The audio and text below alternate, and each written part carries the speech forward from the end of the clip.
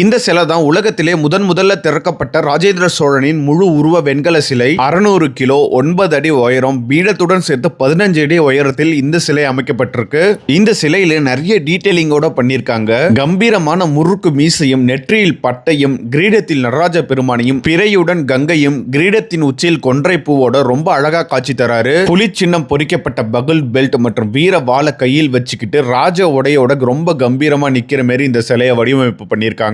கங்கை கொண்ட சோழபுரத்தில் அரண்மனை கட்டிய போது இந்த குழவடையான் பகுதி அந்த அரண்மனையோட நுழைவு வாயிலா இருந்திருக்கு. அந்த நுழைவு வாயில் பகுதியிலேயே கங்கை கொண்ட சோழபுரம் கோயிலை பார்க்குற மாதிரி இந்த சிலையை அமைச்சிருக்குது ரொம்ப பெருமை.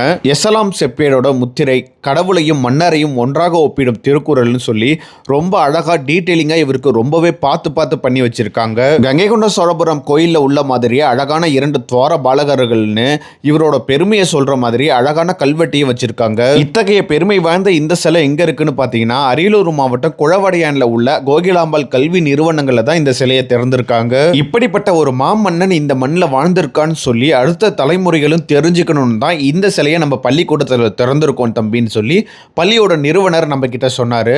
இந்த சமயத்தில் அவங்களுக்கு ஒரு நன்றியை தெரிவிச்சுக்கலாம். இந்த சிலை எப்படி இருக்குன்னு சொல்லி ஒரு கமெண்ட் பண்ணிட்டு போங்க. 3 வருட கடின உழைப்பாலையும் பல்வேறு உண்மை சான்றுகளை மையப்படுத்தி தான் இந்த அழகான கம்பீரமான சிலையை வடிவமைப்பு பண்ணியிருக்காங்க.